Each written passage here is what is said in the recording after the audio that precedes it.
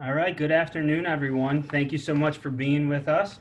My name is Andrew Donovan. I serve as NAC president for the current membership year, and I'm a senior associate athletics director at the University of Tennessee. We have the pleasure today of having a wonderful panel to talk about a very important topic.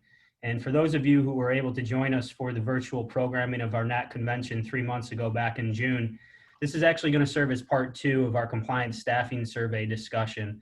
But we have the good fortune of being joined by some representatives of MOAA and women leaders in Ed Scott and Jacqie McWilliams, respectively. We are going to talk today, as you should know if you registered for this session, about building equity to create a diverse and inclusive compliance office. I want to give special recognition to Ed and Jacqie and all of our MOAA and women leaders participants on today's webinar. And I want to remind everyone that membership dues for the 2020-21 membership year are indeed complimentary. So for those of you who are not currently NAC members that are joining us today, we would love to have you. As we always say, compliance is a shared responsibility. So whether you are in the compliance field or not, you are more than welcome to be a NAC member this year and to find out what our organization is all about.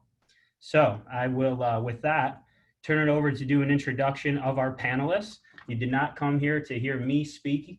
So first and foremost, our housekeeping items. Everybody probably knows by now how to operate Zoom with your gallery or your speaker view.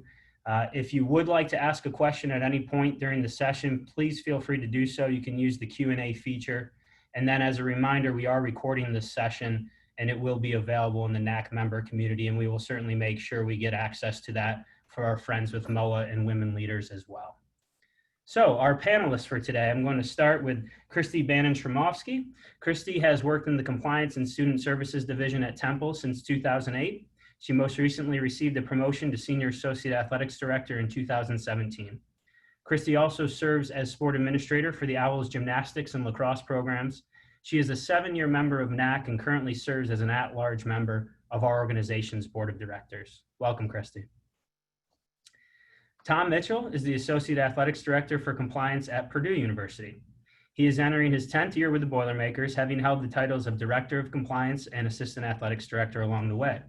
Prior to Purdue, Tom worked at Ohio State, USC, and the NCAA.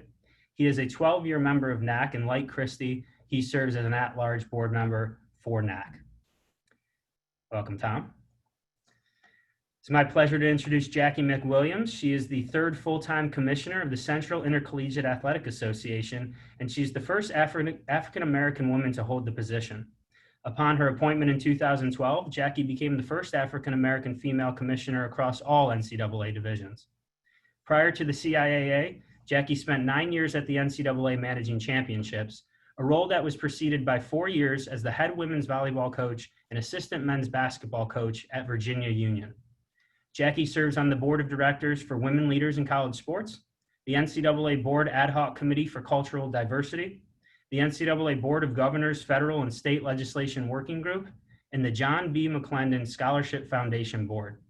She also is the 2019 Mike Cleary Organizational Leadership Award recipient. Hello, Jacqie. And last but certainly not least, Ed Scott. Ed is in his 4th year as the Director of Athletics at Morgan State University.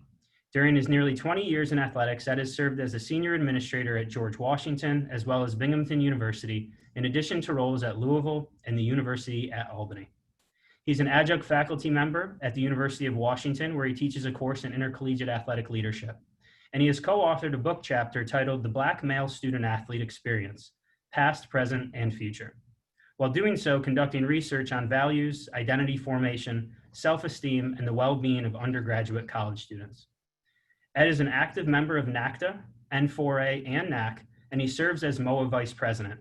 He is also a member of the FCS ADA Executive Committee. Welcome, Ed, and welcome to all of our panelists. We are so pleased to have you and thankful for your presence today. So as I mentioned a bit earlier, Tom and Kristy do serve as at-large board members of NAC, and I should also mention that they are solely responsible for developing and facilitating the survey upon which the data portion of today's webinar is based. And as an organization, I know I've told you guys, but I want to make sure I say this in front of all of our viewers today. We are very grateful for all of your hard work in that regard, and that's going to pay dividends for our profession as we move forward.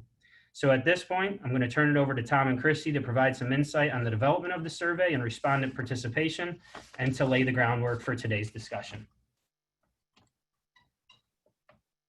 Thanks so much, Andrew, and thank you for to everyone who was able to join us today, and to our awesome panelists. We hope you all have a great time with us and have the opportunity to learn some awesome stuff like Tom and I have had the ability to do so through our conversations with Jacqie and Ed throughout this process. So first things first, the survey that Andrew mentioned, if you weren't able to join us on part 1 that we had back in June to talk about the compliance staffing data, this is the first iteration of the survey that we conducted, and the original goal behind the survey was to develop a tool and a resource for us as compliance administrators to continue to advocate for the importance of our profession and our role within the athletic department.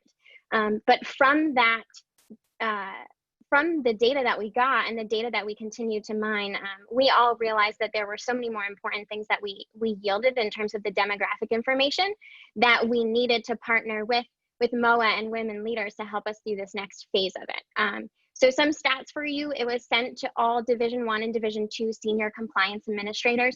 So we also do want to acknowledge that the demographic information isn't necessarily self-identifying, because we did have the senior compliance folks fill it out for their staff. So of the 660 surveys that were sent out, you have the numbers in front of you. We yielded about a 73% response rate at the Division I level and about a 64% response rate at the Division II level. So again, we don't have 100% participation, just like every survey doesn't normally yield 100% participation. But what we did see from that data, we want to acknowledge that this is what prompted us to move forward once we had this demographic piece. Also looking at the fact that we want to acknowledge that this isn't, we didn't ask for data that would yield a comprehensive diversity, equity, and inclusion review of our profession. It is just simply the demographic information of gender and race and ethnicity. So with that, we can move into the gender piece of our data that we found. So Andrew. Thank you. So overall, when we look at gender, we simply asked male, female. So we do want to acknowledge that we did not provide an option in this iteration of the survey for non-binary. We have already discussed kind of being more inclusive of our survey questioning moving forward.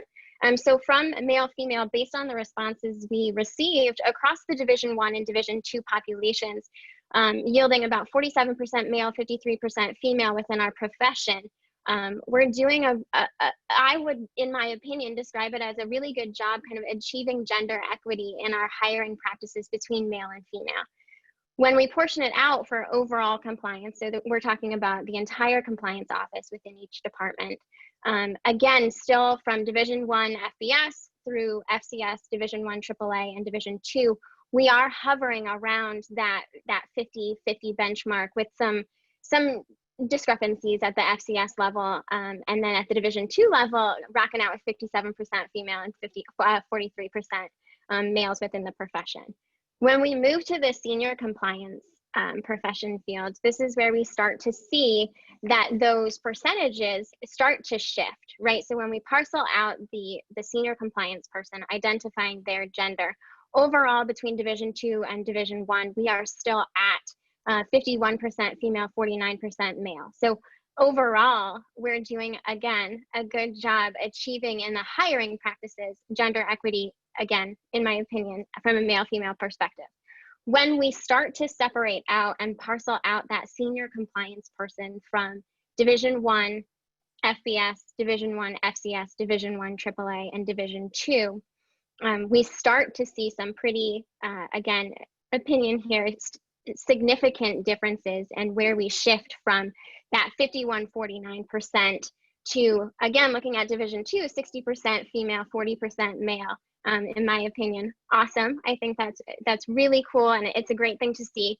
When we compare that to the Division I FBS level, we do see a stark contrast. We're now hovering at 68% male and only 32% females reporting that they are running a compliance office at the Division I FBS level. as one of those women, this was really interesting for me to see this data. I work in an office where I am a female. I do identify as a female, and I am the senior compliance person. But more importantly, the office that I help oversee has been run by a female identifying person since at least 2006 with my predecessor, Sharita Freeman. So I came in with a little bit of a blinder on, and having been fortunate to have a mentor who came before me who was a female, to kind of, when I saw this data, I was really shocked. And I'm going to pick Jacqie's brain a little bit to see what her thoughts on this when we turn it over to her. But I don't want to spend too much time just talking about the pure numbers, and I wanted to kick it over to Tom. But for me, this was something that was really, really interesting to see, and to kind of learn how we can continue to rebalance these numbers, maybe more towards that 50-50 goal.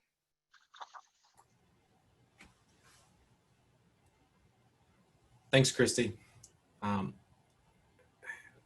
think when we started this survey, we had some ideas of what we thought things were going to look like and how things were going to go. And, Kristy did a great job articulating, some of the differences that surprised us from a gender standpoint. But, if we flip and look to, the ethnic breakdown within the compliance office, there was a lot of surprises here too.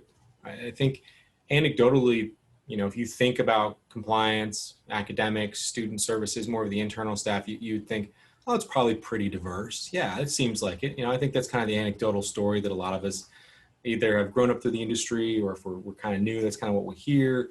But the numbers don't support it. One of the other things too, that why we did this survey was that, there's a lot of data you can get from the NCAA. We cross-reference this with, the diversity, the NCAA demographics database.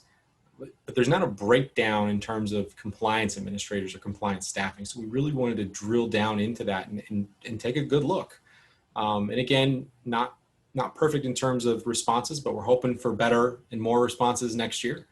But if you look at it, really the only thing when you go from a proportionality standpoint of, comparing the 2019 D1, D2 diversity comparison survey that the NCAA did for student athlete representation, compared to the compliance office staffing, FCS is really the only one that has a balance when it comes to, Black, those that identify as Black, in 25%. Every other area is substantially lower from where the student athlete population is. So if you're trying to build an office that, it's one of the stories that came up for me, and, one of our track athletes is we're looking at hiring. We try to involve student athletes in the hiring process, as part of the interviews, because it just makes sense. They're the most important client, right? If we're a service, they're the service we're trying to help. One of them said, I just want to see more people that look like me. And so if you take that idea and you try to really live that word and really make a balanced, staff, it's just not there yet, And so one of the things we wanted to look at was that. And so when this data came back, it was a little bit surprising, quite honestly. And then if you take it a step further, we wanted to know what the breakdown was, from an ethnicity standpoint as it relates to the senior compliance professional. And in that, there's still some similar things, but it's also some questions in relation to, is that based upon perceived or actual barriers? Are there entrance barriers? Is that something that NAC can help to identify and help to address? Or is it some sort of like ceiling barriers? Is it something that needs to be addressed even a higher level? Whereas we as an association can kind of band together and bring that awareness so that when ADs, hiring committees are looking at filling positions, that they're taking, diversity and then inclusion, which are two separate concepts, very serious, and they're making a true commitment to it. So we don't have all the answers, but we wanted to at least start with asking all of the questions that we could. And so I think this is a pretty good spot to hand it over to Andrew and kind of get away from just the stats and get into the discussion part of it, which I think is going to be the best part for everybody. Thank you, Tom. Thank you, Kristy, as well, for giving that great review. Obviously, we appreciate everyone who participated in that survey. And I just want to reiterate what Tom mentioned. We obviously hope for continued participation throughout our membership. We're only going to be able to draw conclusions based off of the information we have. And so the more folks that we can get to participate, the more institutions represented, the better off we're going to be as far as what this data is actually telling us and what it actually stands for. So with that, I think a great place to start is to turn it over to Jacqie, and then Ed, feel free to hop in once Jacqie concludes her thoughts. But Jacqie, what are your initial reactions to this survey data? Wow. First, let me just thank you guys for this collaboration opportunity with women leaders and also with MOAA. I mean, I think the start of the conversation and all the things that we talked about over the summer to get to this point, I think has been important surrounded by this data. When I look at this data, this is what my coach used to say: data doesn't lie, film doesn't lie. If you traveled, you traveled, right? And so the numbers, they don't lie. They are what they are. And it's not just in compliance. We have this issue across athletic administration in all levels of hiring. The great thing is that it's going to take each group, each individual to tackle these numbers and really figure out how do we make a difference in that. The other thing that was not surprising, if you look at the numbers and if it's FBS or FCS and Division II, those numbers are compromised of HBCU numbers. And so if you pull those numbers out, then look at your numbers now. And so, you know, the numbers could deceive you thinking that there's more when there's really not. If you look overall, if you look in just the population where you don't see a lot of minority or people of color and maybe even women in these positions. And I don't want to steal all your thunder here, but the last thing I would say, the good thing I saw is the number of women. But again, the higher you get at different levels, the disparities you will see and who's in those senior level positions. And we have to change that as well, so that the Kristys of the world have the opportunity to be in those roles. And sometimes it takes women to get in those roles or minorities to get in those roles to make those transitions. So that's my first reaction of the data. The data doesn't lie, and it's obviously that we are way behind and have a lot of work to do. Well, first of all, I like Jacqie. I want to thank you for partnering with MOAA and with women leaders. You know, it means a lot to both of us, and women leaders and MOAA have been working together for a while on these type of issues. So to be invited into this conversation in this space, I think is crucially important. Jacqie can always steal my thunder, number one. And number two, I would just say simply this. There's two things that stand out to me. Number one, Kristy, you touched on it, you know, in your opening. The higher up we go, the less women in those positions. I think if my memory serves correct, and I try to take a quick note, it was something like 57% of all folks who had responded, right, or given you the information about those working in compliance were female. But then when you look at the senior level, the same group, but you look at the percentage, it was 51%, right? So somewhere along the way, we lost 7% of the females that were in that critical mass, right? That's the first thing that sticks out to me.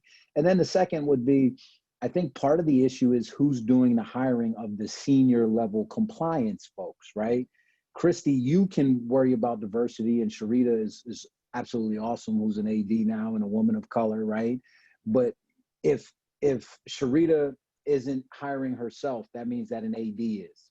And so there has to be something going on at that AD level or the executive management level that when they're hiring the senior level folks, somehow we're missing the boat, at least on women and minorities, from what the little bit of that data suggests. So I don't want to put all the blame on the compliance people themselves, because that would be unfair and you all get plenty of blame as it is. But with that being said, I think that we also have to look up sometimes and think about those making the decisions to build their senior cabinet within the athletics department. Ed, you obviously being one of those individuals as an athletics director, I think Jacqie made a great point. The data doesn't lie, but obviously there's more to it than just the data, just the numbers. With that in mind, and this is a pretty broad question, but can you share your thoughts on how we measure diversity, equity, and inclusion? You know, just it's funny. I wish everyone could hear the conversation we had as a group just before this all started, right? We had such a trivial conversation about making a sandwich, and we used that as an analogy to talk about diversity, equity, and inclusion.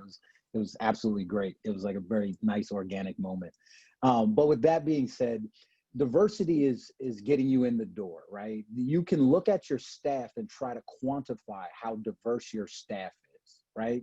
If you look at race and if you look at gender and some of the, I would say, visual characteristics, right? Kristy talked about how people identify, which is a deeper level of diversity. So I think at the surface level, you have the visual identity and what people self-report. I think at the second level of diversity, you start to look at education, experience, and some of these other factors that make people think differently and act differently. It's not just based on your race, your gender, or your ethnicity. So that's really how you look at the diversity piece. The inclusion piece, I'm gonna steal this from Tom, because he said it brilliantly just before we started. Inclusion is an active process. And that means that folks have to have a seat at the table where they can contribute something, right? And they feel like they're contributing because then they're tied to the organization. So I think you measure them a little bit differently. And I think the equity piece is really the fairness piece, right? And trying to treat people fairly, because when we talk about equal treatment, employees, staff members, team members, whatever you qualify them as, they have different needs. And so you can't treat everybody exactly the same, but it's trying to make sure that you treat people fairly and it's not based on their race, gender, or ethnicity. And so as an AD, I think in a very short overarching synopsis, that's really how I try to articulate it to our people here at Morgan. Jacqie, Tom, Kristy, anything you guys want to add on that thought?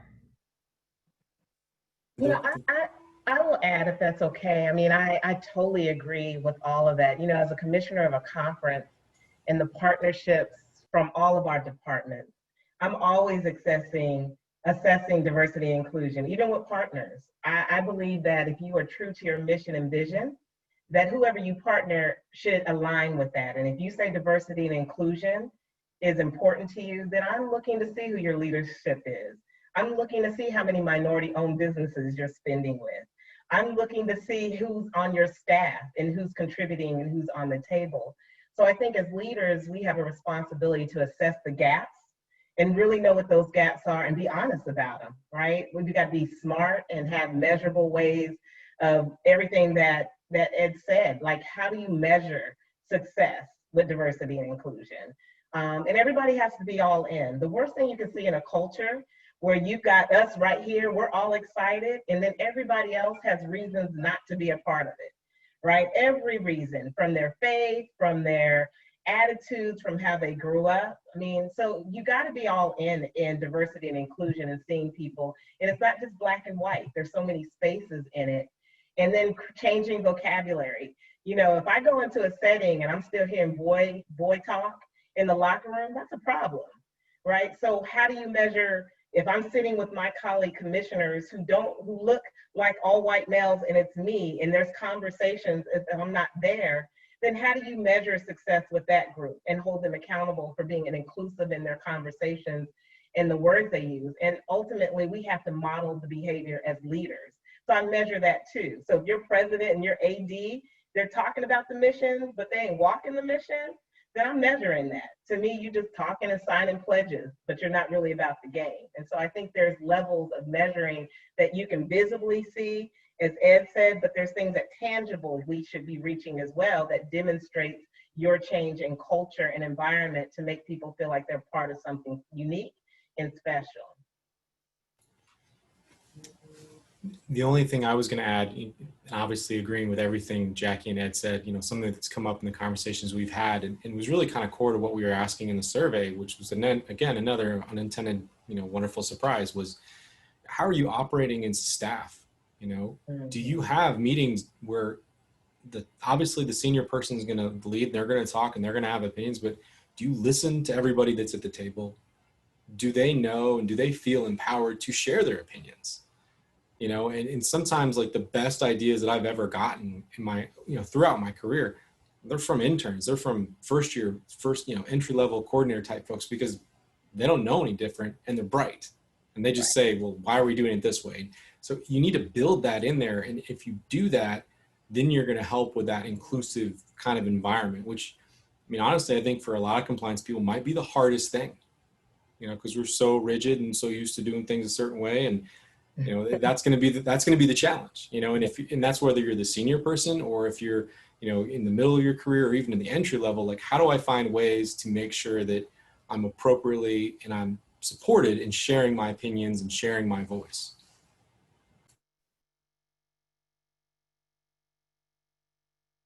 And I think in this atmosphere, this atmosphere where we're all on Zoom right now, I think it becomes even more difficult to be less transactional, right? And being inclusive and allowing for free flowing of ideas and communication, that's even more difficult for us as compliance people and even more difficult in the time that we're living in. So I think we, and myself included, we all need to take a step back and make sure that we're doing our part to fulfill like those pieces, Ed and Jacqie and Tom, that you just mentioned of not being transactional and being invitive and finding a way to make that work in this little Brady box of Zoom meetings that we find ourselves living in these days. Andrew, I just want to add one more thing before we move on, because I think that Kristy brings up a good point. And you know, it's something that Jacqie said.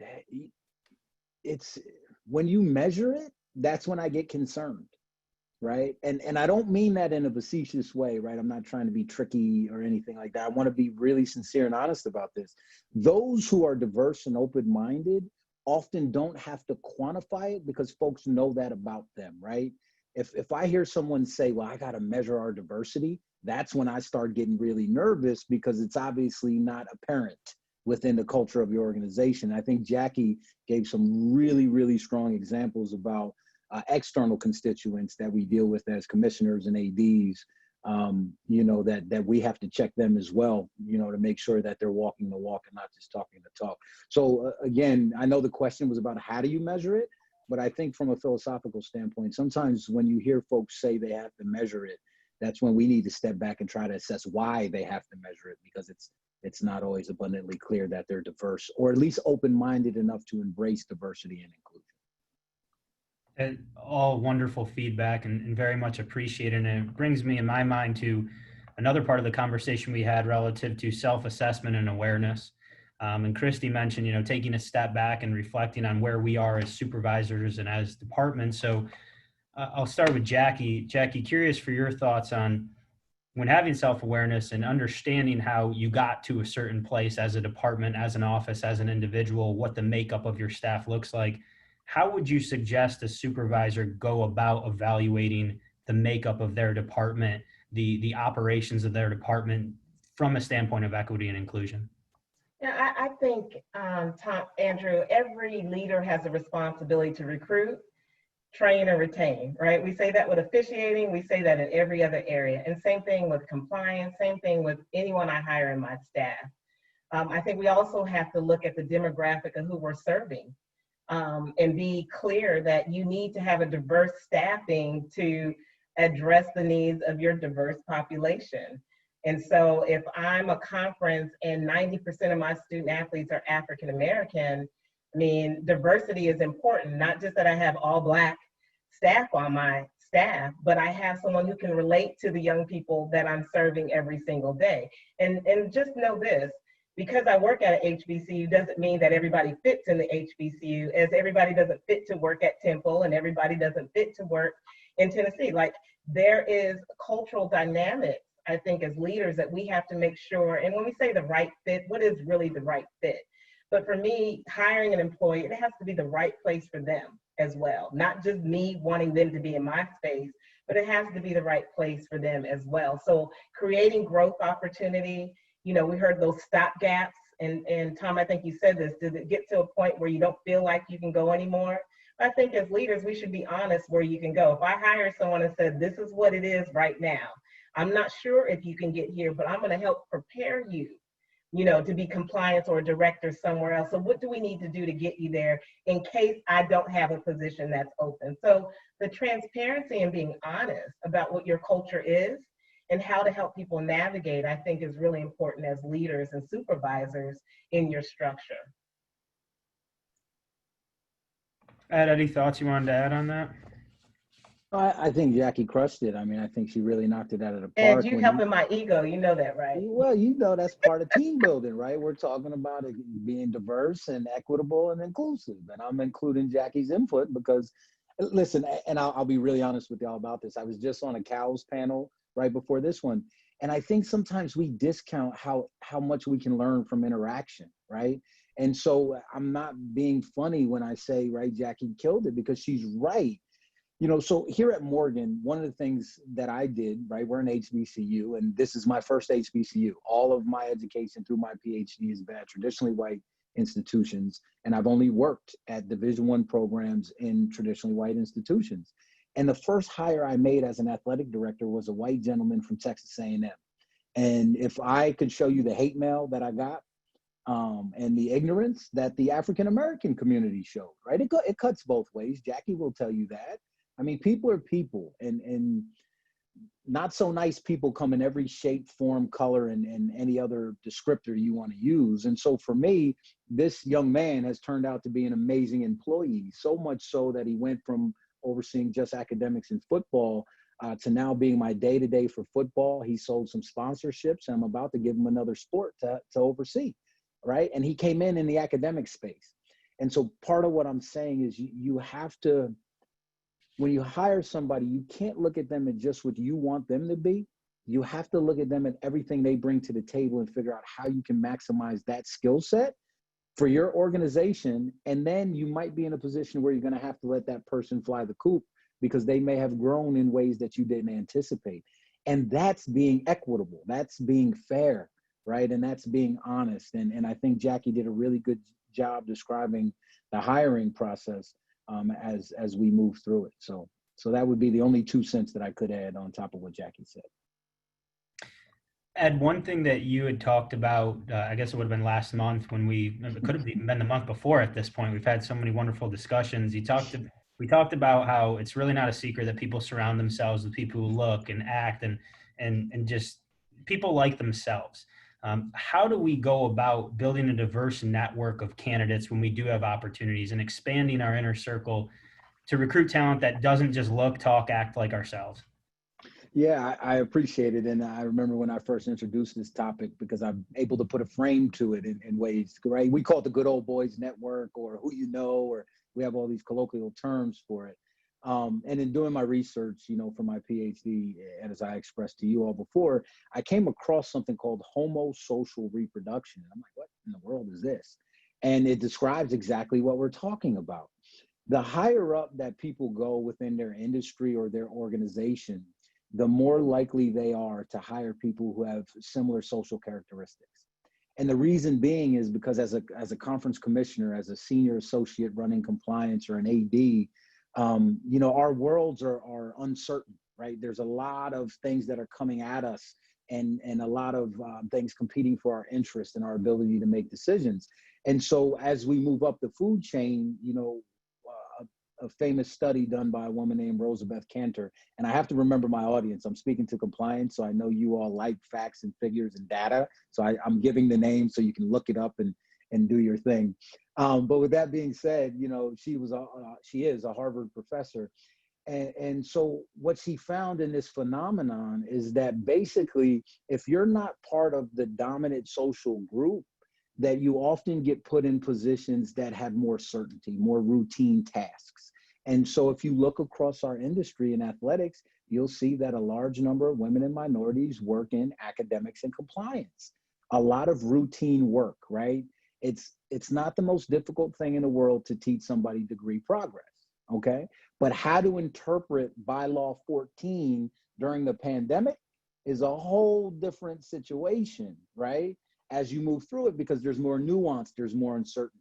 So there's a very concrete example of as we move up, how we hire in our own image. And if we're not aware of that, we continue to repeat the cycle. And I did it at Morgan. I hired a gentleman who is a light-skinned African-American gentleman. I trained him in the academic space because we were in really bad shape. And I needed someone I could trust and that I didn't have to micromanage. And so I think there's a balance to understanding that we have a tendency to hire in our own image, but also understanding that stagnates the organization and your individual unit, in this case, compliance, because you don't have diversity of thought or experience. You have one way of doing things, which may not be the best way of doing things. And so I think that folks need to be aware of it and make sure that we're mindful of it as we're hiring, because I think that will really make a difference, especially as we move up the food chain and become senior level officials. Jacqie, building off of that, one of the things you shared with us in the lead up was about your experience in the 90s relative to minorities in compliance. And I found it to be very insightful. And I'm wondering if you can share some of that experience with the folks on the call today. I would love in hindsight to know what the data looked like going over the last 30 years now, right? And obviously that's the plan going forward so we can see how things change. Can you talk a little bit about that in the vein of change isn't easy, and where do we start and how do we continue to improve? Wow, you're trying to date my age, Andrew, dang. You know what? So I did compliance back in 1993, Division II. I was hired at Virginia Union University with no compliance experience. I had just finished my master's degree in sports management at Temple and really wanting to get my foot in the door, which is interesting. Even on the stats where you see when I said, Division II, specifically the people of color working in HBCUs, most of us had dual roles. And you still see that. We're compliance and we're also the SWA, right? We're compliance or the sports information director. And so you're still seeing a lot of overlap in Division II and Division III. And that's the role I got to play. I absolutely love compliance. But you get to a point where you don't see yourself being able to navigate and sit at the table in compliance unless you are, in your role. And in Division II and III, if you're lucky enough, you are a senior person because you're the only person in compliance, right? So you end up having the access and opportunity to be involved. And most of the people that I saw that looked like me, minorities or even women, not just working at HBCUs, most of us are ADs, or we are our commissioner, or we're on the track, we're deputies. And so we really use the role of being in compliance as a tool to navigate us and move. I worked at Morgan State and oversaw compliance. And so we've used that opportunity. The problem is that we're not seeing the shift of bringing more, not necessarily in HBCUs, but at other universities, to continue that track in the pipeline of women of color. Like, I would never change my experience of being in compliance. I will tell people right now, it is probably one of the best and highlight of positions besides being a medical coordinator right now that you want to be in. I heard an AD said right now, before COVID, they never thought about having their medical person on their senior leadership team. And now they are, right? They're right there by them. And so I think until things happen and they turn sour, compliance is not given the respect and value that it should have. So as a leader, I make sure that my compliance person is paid properly, that they are valued, that they're at the table for big decisions. And in serving in Division II Management Council, I've served on the role of compliance as well, on think tanks, and I share that knowledge as well. So being in the 90s, we didn't have all these compliance systems. Everything was paper and fax. Yes, I dated myself. Paper and fax, writing in pen, erasing in pencil, but you have all the tools now. And it just seems like the more tools we got, the less people we have put in the pipeline to help move the needle in this area. So that's what I've seen, Andrew.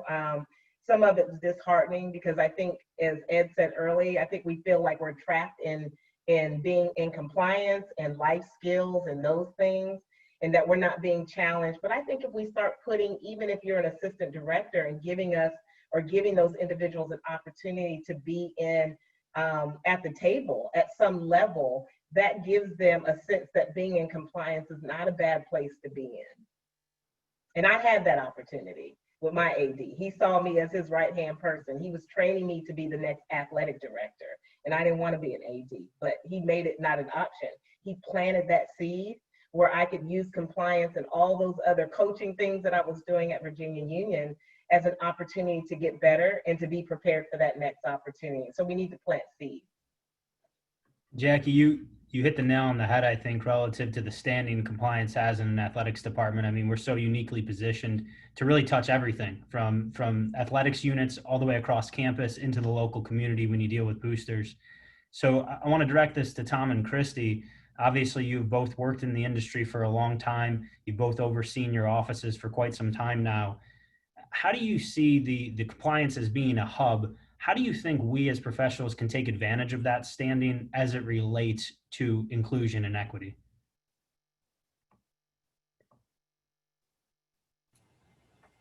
Do you want to go first? All right. I think Andrew teed it up pretty nice. You know, we are a hub. You know, if you think about a wheel, like we're in the middle and everybody else is a spoke. Even if we're not making the decision, we have to interact with it. We have to be connected to it. So one of the things is, you know, how do you structure your staff meetings? You know, do you have moments where different people have liaison roles to different areas? So that empowers them to report back to the group on what's going on in a particular area. You know, giving them those little moments of responsibility so that you can share that amongst the group, and then, you know, bringing them along. And then once you're comfortable, kind of like I said, then kind of handing it off.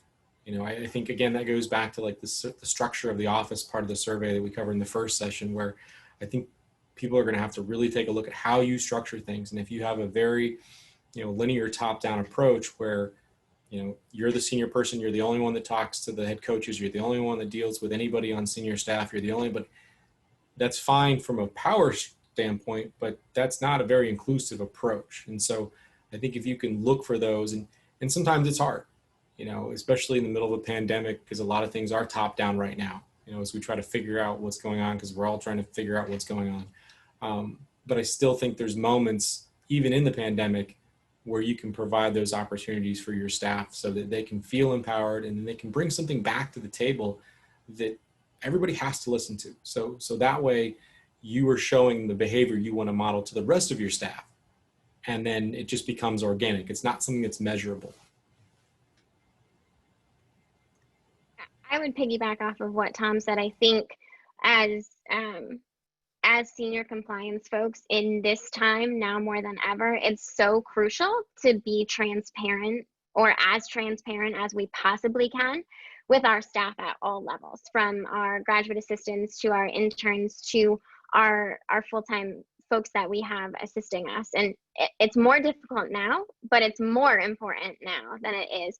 And even if that's just this is what's going on at the senior level, some things may be open for discussion and debate. And if you have ideas, please, what are your thoughts? How can we share? How can we be more collaborative?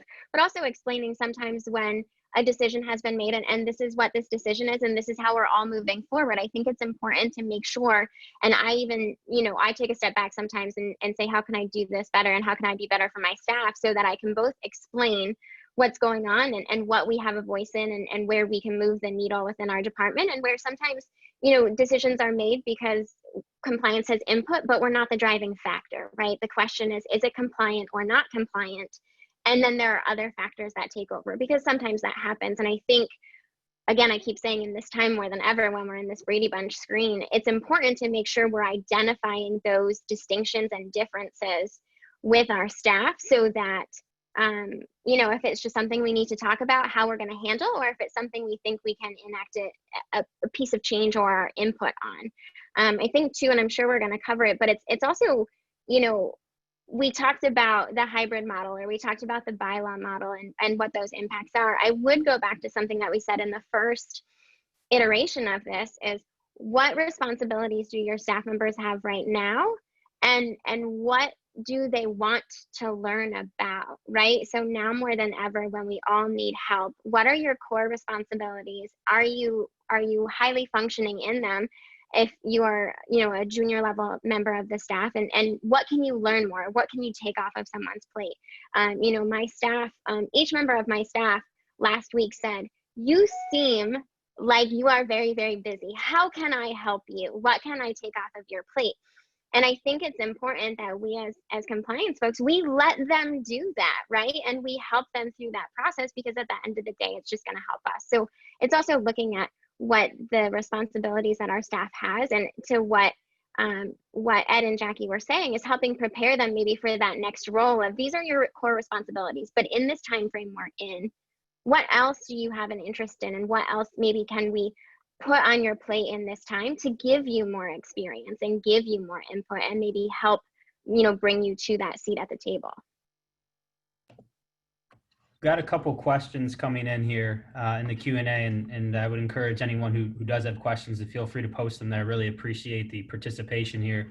First one, I'll kick this one to Jacqie, and then I've got a second one I'll throw to Ed, but feel free to each jump in on these. How do you move your needle when you're not sure where to start and it appears as though your career has stalled, specifically in Division II, when there are limited senior leadership opportunities due to small staff size? That's a great question. Well, first, join Women Leaders, because we try to connect all of our administrators as best as we can to get them linked in and connected. I was in Division II and I felt like I hit a ceiling. I also think I created realistic goals for myself. I knew after 2 or 3 years that I could get the program exactly where it needed to be. And then it was probably time to look for another position that I could have some growth opportunity. So unless there's a commitment at that university or where you're at that is going to create another opportunity for you, you might just start thinking about what your next steps and plans are. But the other thing is, don't ever feel trapped. Don't say trapped. Don't ever feel like you can't get out, because you can get out wherever you want to. It's just, how do you get out? But how do you take advantage of the moment while you're there? And I would say, you know, are there other opportunities of leadership inside your community and outside of your community? I remember when I was at Morgan State, I didn't feel like I couldn't reach another level, but I had the opportunity to sit on committees on the campus. I had an opportunity to get involved in other things on the campus that gave me a chance to have different dialogue about the university and the business of the operations of the university outside of athletics. So you can always seek other opportunities outside of compliance. That's if you have the time to do it. That's the other thing, right? You don't want to keep adding things when you don't have the time and you don't have the support. But I would say, don't be afraid to join other organizations like NAC, if you're probably in NAC, Women Leaders, MOAA, because those are great networking opportunities where other jobs, and again, it's not just you're looking for jobs, but you want to have those networks, so when you're ready to transition, you have those networks to give you advice and to help you along the way. So that would be some initial advice I would give you.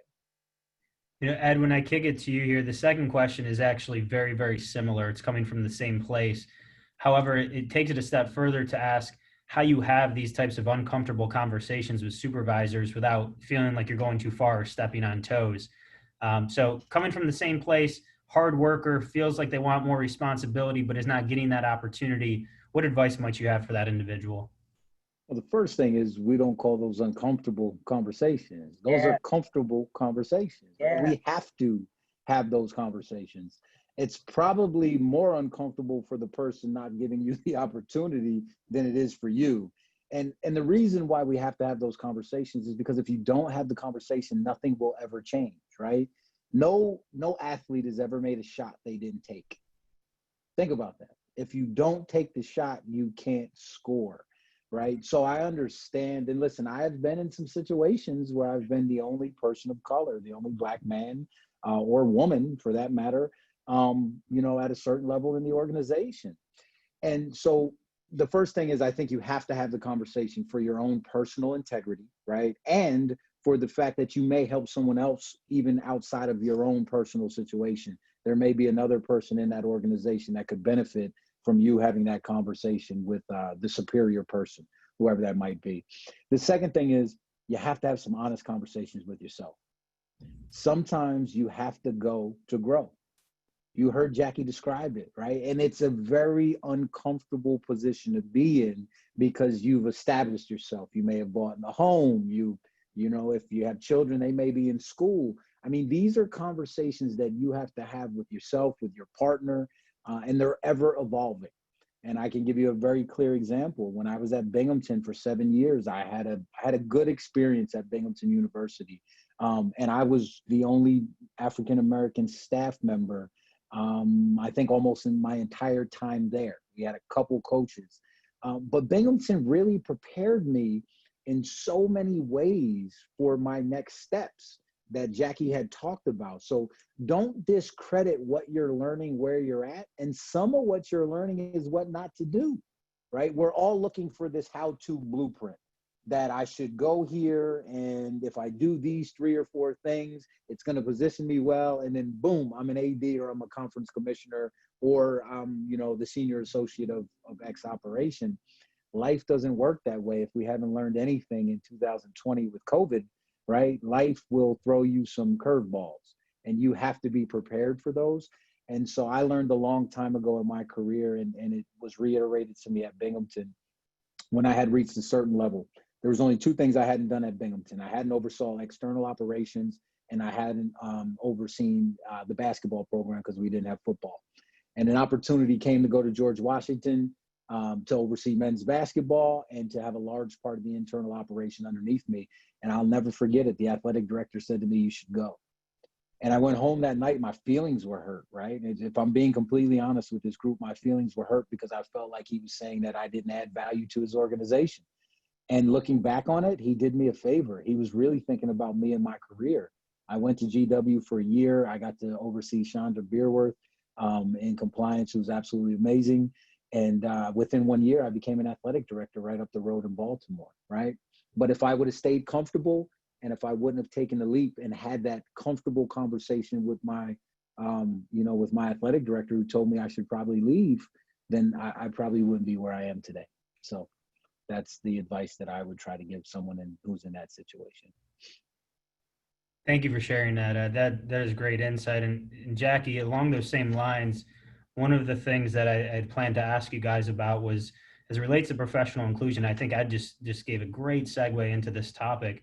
Can you talk about throughout your career how opportunities for equity and inclusion have impacted you and allowed you to get to the position you're in right now? As if we're talking to a group of supervisors right now that need to improve in this space, what can you tell them about your personal experience that may convince them that that's the right thing to do?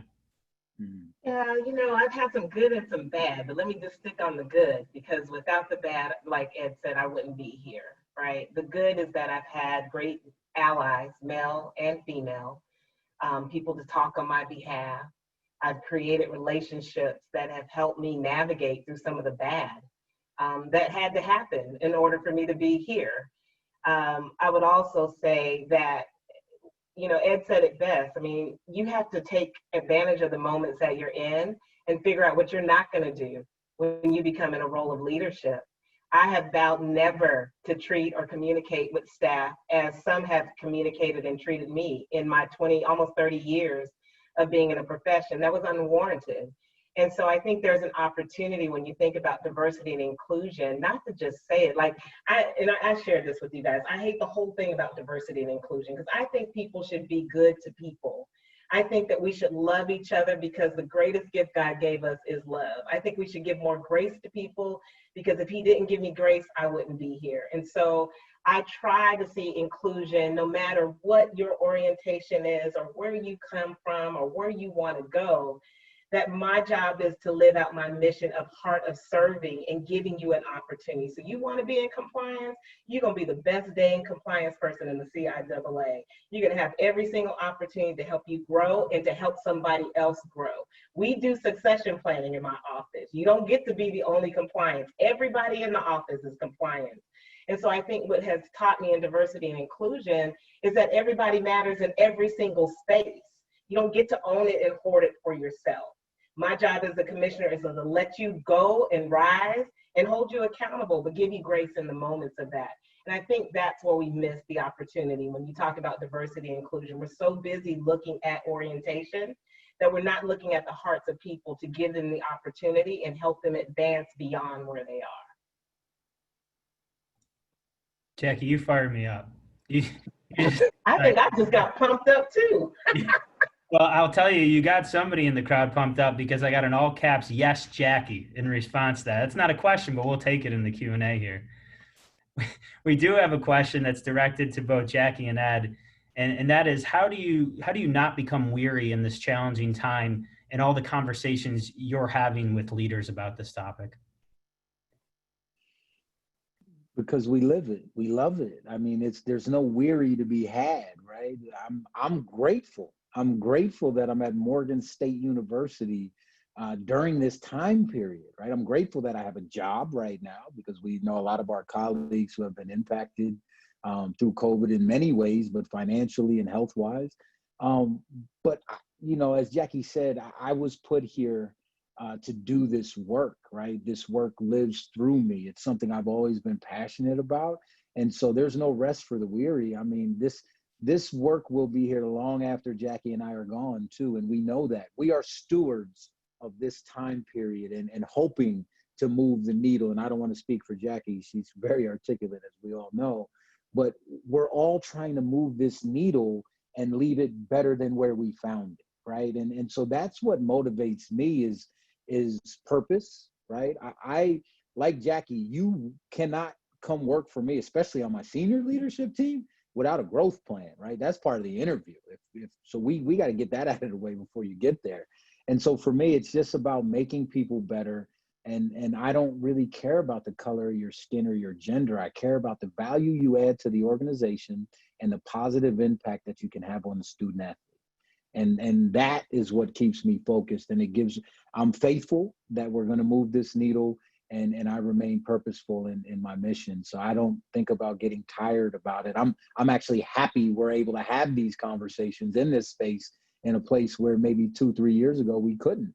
And it wouldn't be as widely accepted. So I appreciate the question, but I don't see it as the question was posed.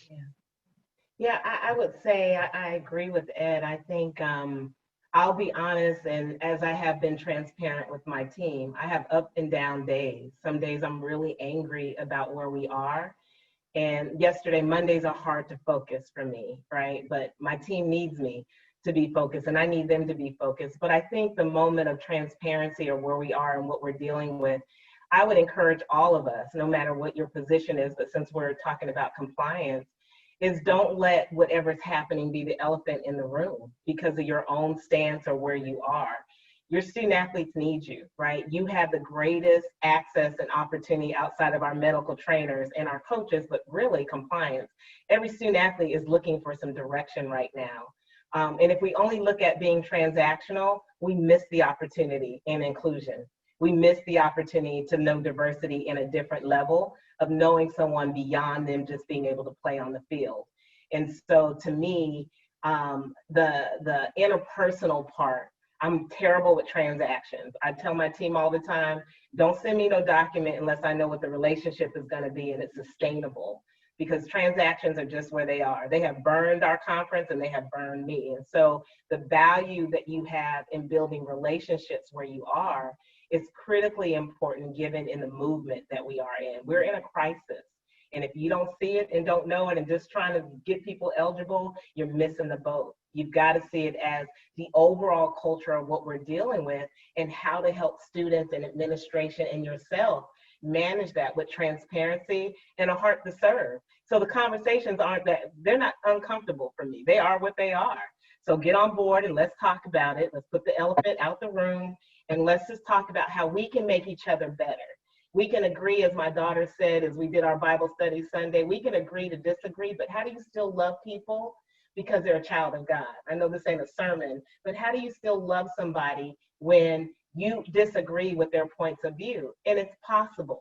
It is very possible. And it's about respect, and it's about valuing human beings, and also valuing the nature of what human beings are. I don't know if I answered the question, but that just got me all excited when Ed started talking, so. Happy to do it for you. I tell you what, I think that a lot of this is resonating with our audience, because it seems as though the questions that are coming in are being built off of things that you guys haven't even said yet. So it feels like things are really building together. And Jacqie, you just mentioned about student athletes looking for direction, which lines up perfectly with the next question that we just had submitted. We found our student athletes are seeking leadership from coaches, especially as a result of recent events. Some coaches respond better than others. What are some strategies and initiatives to help our coaches improve their efforts and sensitivity to diversity and inclusion, particularly during times of social injustice? And I would pose that to the entire group. I know Kristy and Tom have a ton of interaction with their coaches as well. So whoever would like to start, and if everybody would like to weigh in, I'll turn it over.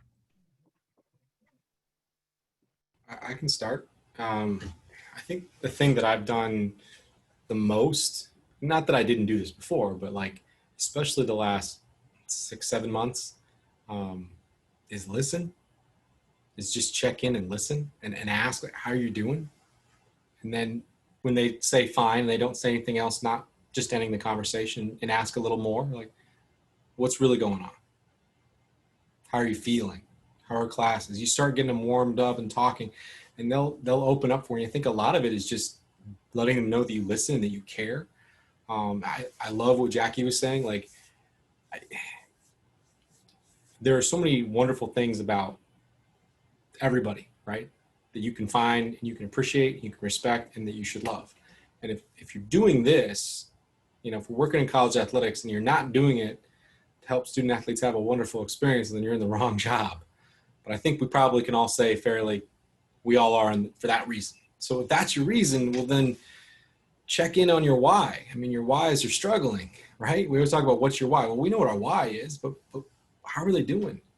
You know, and I mean, we've had different waves is what we've seen in terms of like, you know, right now we're a couple weeks in, about a month since school started, and we're getting a lot of questions about opting out, you know, because now they're really going through workouts and the fear of like working out and also COVID and classes. And they've also gone through, like we had one student who in the first week went to class in person on Monday. On Wednesday, they went and the computer was set up and the professor was zooming into the class. And then by Friday, so Monday, Wednesday, Friday class, by Friday, the professor emailed Thursday night and said, it's all going to be Zoom. So, I mean, they're dealing with that kind of a change with what the classes are, which is completely consistent with policy of the school, and it's in the safety of everybody. And there's no arguments there, but that's still a little crazy. And so just listening to them and offering suggestions on where to go for help. I think, again, we're the hub. We probably know where to go. And if we don't, we can find out. Yeah, that's the best advice I can say. Yeah, I think for our student athletes, it's being accessible to them, right? For any questions. I joke around sometimes, for better or for worse, that the compliance office is sometimes the garbage disposal. Like everything goes there, and then, you know, sometimes it's supposed to be here. Sometimes we have to figure out where it goes. But getting to the heart of the question that was asked in terms of, you know, helping through this process, a lot of what we've done here is we've given our student athletes access to speak on head coaches calls. So it's come from admin to student athletes to be a part of that conversation and to lay out their thoughts and their goals and their initiatives, and provide them opportunity to sit in on our return to play calls and sit in on head coaches calls. And so we're giving those student athletes direct access, not just to us, but to senior administration that they may not deal with on a regular basis. And also head coaches, not just of their sport, but of all of our sports. So those are some of the things that we're doing here at Temple. Jacqie, you want to go? Okay. So I'll say a couple things. One, compliance people are some of the best listeners that I've been around in my career. And I think because you all are always searching for the truth. And I mean that in a good way, right? You're trying to discern through facts and information and feelings. And I've been blessed, right? I mentioned Chandra, who I worked with Jody Sykes. I have Elise Wagner now. I mean, just some of the best people, and happen to be women in compliance in our industry. And not to say that others on the Zoom aren't, but I would spend hours, and I still do it with Elise. She's runs my compliance department, but she's also my deputy. I remember spending hours with Jody Sykes when we worked at Louisville, talking about all kinds of things, both personal and professional. And so what I'm saying in short, I think that you need to be present, right? And by present, I mean with the person at that time, right? Not just asking them the question because you're supposed to ask the question, right? Genuinely asking the question because you care about the response that you get. Because 18 to 22-year-old people, they will smell fake coming around the corner so fast. And you all know it because you work with them every day. And then the other thing is, I think, transparency, but transparency in a different way. Transparency about how you feel, right? So I've Zoomed with, I think, every single team now except softball, and I have them later this week. And the first thing I do is don't ask them anything. I tell them how I feel. And it opens up a floodgate because me as the AD, Dr. Scott, when I get on a call and say, I'm pissed off with what's going on in our society right now, and I'm not sure what to do about it, but that's how I feel. You know, I'm tired of watching the news. I have a daughter who's going to go through these issues, right? And those kind of things. The student athletes, the way they respond is amazing, right? Then they just start letting it out because I have created the safe zone now, right? For them to be able to be their authentic self and have that discussion. So I just think sometimes as administrators, we have to let our guard down just enough to let it down so other people can come in and we can really have that type of conversation because we're so used to keeping our guard up and protecting. That for me, those two things, being present and extremely transparent about my feelings, have been beneficial in this space. Yeah, I just like to add, with the coaches, I worry about our coaches a lot. I mean, I worry about, we talk about the student athletes and we're talking about everything else, but the coaches are the ones who bring the student athletes, and some of them don't know how to have the conversations. Some of them, they came to do X and O's. And so you have some that are really good at it, and some who are very careful about how to respond. So you have students who are seeking to go wherever they can to get the information. Sometimes that's you, sometimes that's the medical trainer. I mean, I think in our conference, we are trying to have better, I have a bi-weekly call with the chairs of our presidents of our coaches association, because sometimes information on the top doesn't get down. So I try to filter what I can and to advise them to get to their athletic directors and other administrators. But I think when you engage your coaches and give them a sense of what their responsibility is, and empower, they already have the power, but empower them to empower their students in conversation and to engage. A lot of it is just having the tools. Some of us don't have the tools. I'm on the Return of Inclusion Advisory Board with Nevin Capel, and she's about to roll out, and she's working with universities, and a lot of it is just helping institutions with tools. You're seeing a lot more diversity and inclusion people being hired on campus. If you want to be real hot, be in compliance, medical, and diversity and inclusion. That's where the jobs are right now. And if you're in those spaces, you have the ability to really influence and help young people and to help coaches navigate in this space. It is a tough time, and we don't know all the answers. And I think we have to be okay saying, I don't know, but here's where I am. And how can we work together so we can navigate in this space? And all they need is access. If they think you're, Dr. Ed Scott and Commissioner McWilliams, they feel like you're off limits. So we have to make ourselves available in those spaces where they don't think we have enough time. We have time. If we care about our mission, we have time. Thank you all for those answers. And we're coming up on time here, so I want to give one more reminder. If folks have questions, please get those in. And while we're waiting on that, and before I give the group an opportunity to offer some closing thoughts, I just want to emphasize from a NAC standpoint, a leadership of NAC standpoint, the conversation absolutely does not and cannot stop here. And we recognize that as leadership, as a profession and organization, we have to be committed to ongoing programming in this space. We have to be focused on diversity and inclusion. We want to promote growth and awareness of our membership. And so with that, I'm very excited to communicate to the folks who are on this call, and then we will follow up with our full membership here in the next month, that we are going to go forward with assessing our own personal collective growth as an organization and look at our diversity and inclusion beyond what we've done with this staffing survey. We want to identify and eliminate as best we can our weaknesses, but also enhance our strengths, because there are absolutely strengths within our industry as it relates to inclusion and equity. We're going to go about that effort as a review. It will be led by Tom and Kristy as our at-large board members. So again, thank you to them for taking that on.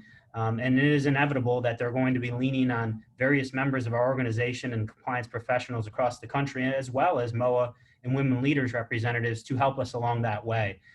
We will get you more information on that in the next month, but the initial thought is that that is going to include a much deeper dive than what we've done in this staffing survey. We're going to work with the NCAA to identify information relative to the entire profession, because while we don't like it, we do recognize that not every compliance professional across all divisions is a NAC member. So we need to make sure that the numbers that we are evaluating, that we can compare them to something on the whole. We're also going to look at our committee service, as well as our upward leadership.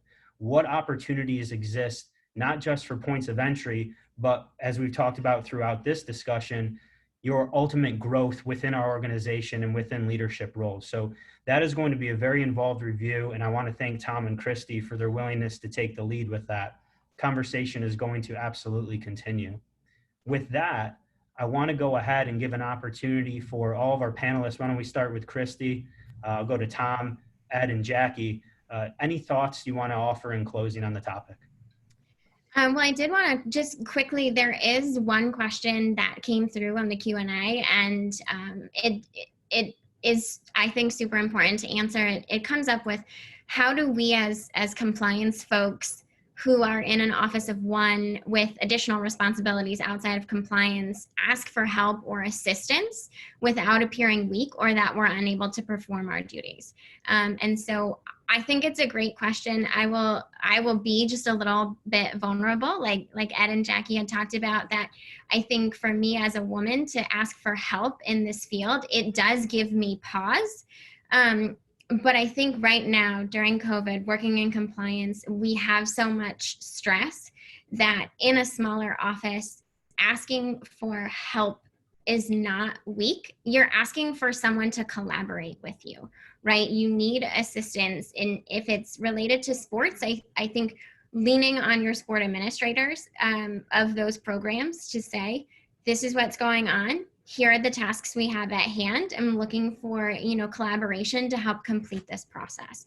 I also think it's really important in this time for you to have maybe that comfortable or uncomfortable conversation with your athletic director. Right now, as compliance folks, especially if you're an office of one, you're probably the default senior compliance person. You need to be in lockstep with what they're doing. So if Ed is my athletic director right now during this time where we're probably remote, we're trying to figure out 5 million things, and maybe we're understaffed and overworked and overtired and overburdened, it's important for us at the end of the day to at least be on the same page.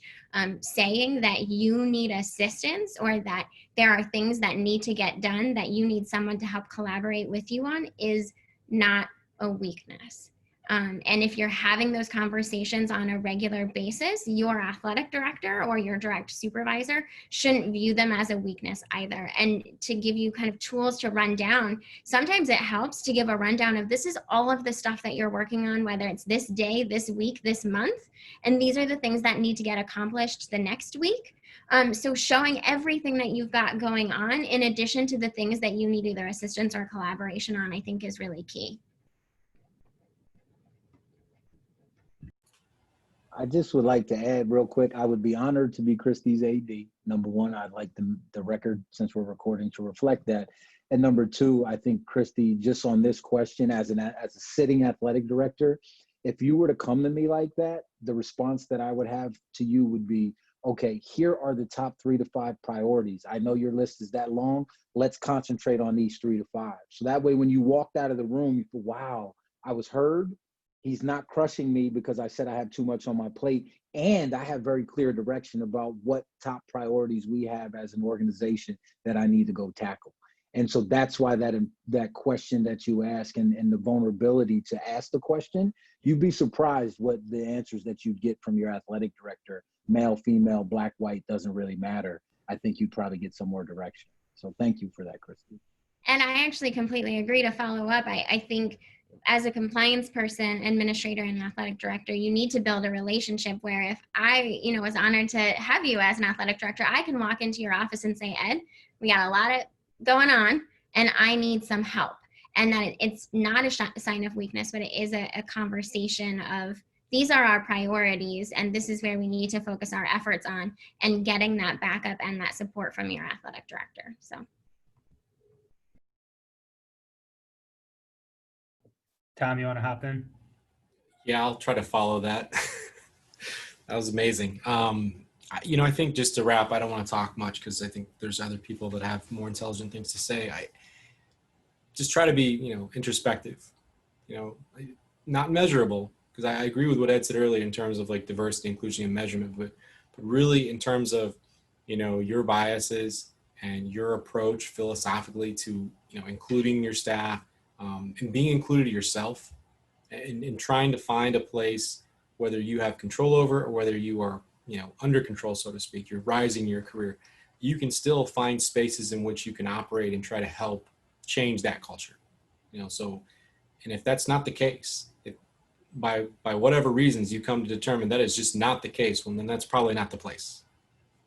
So that's what I would leave with.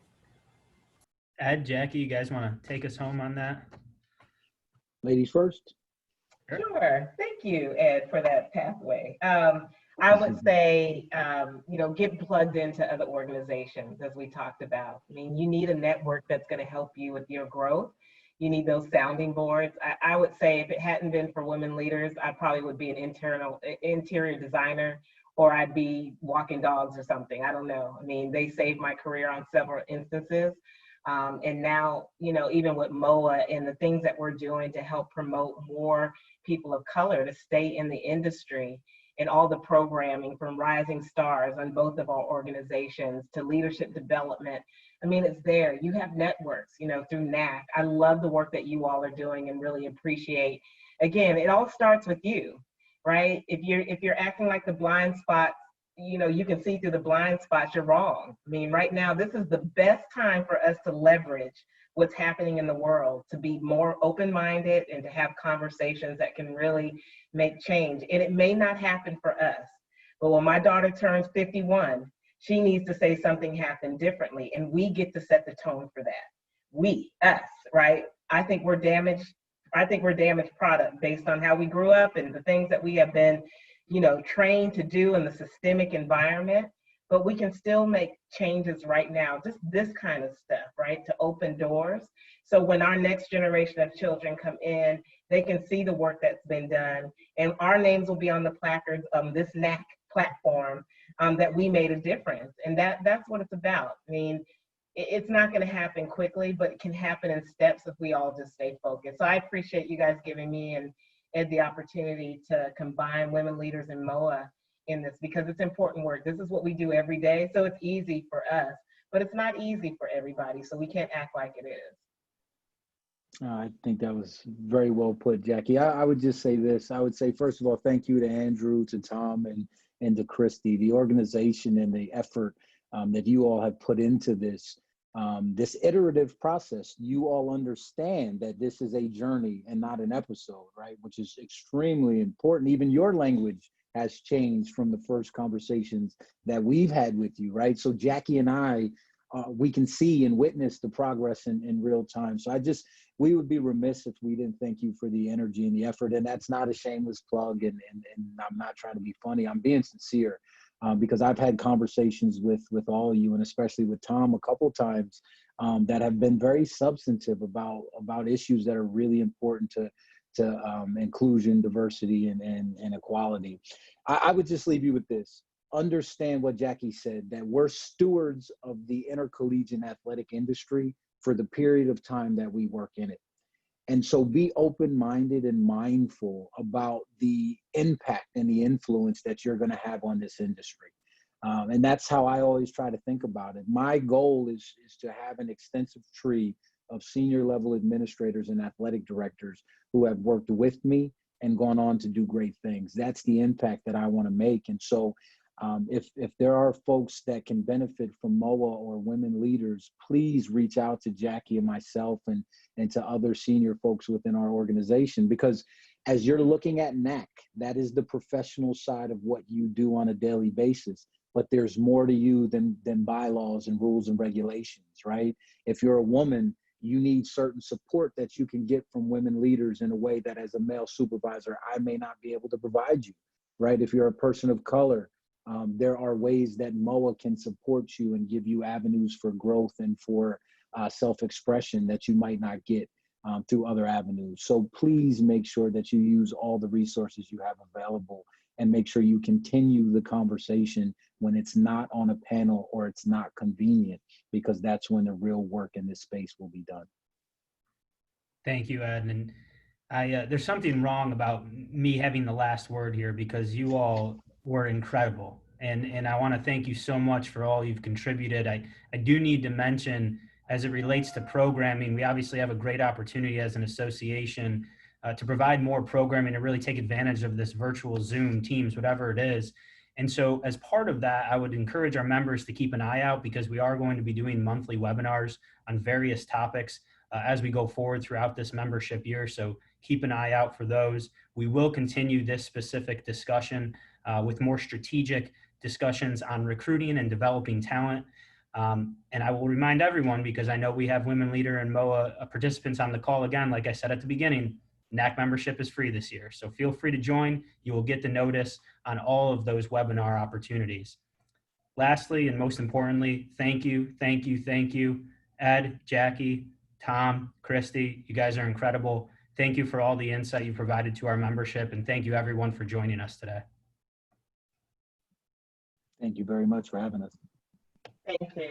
Awesome.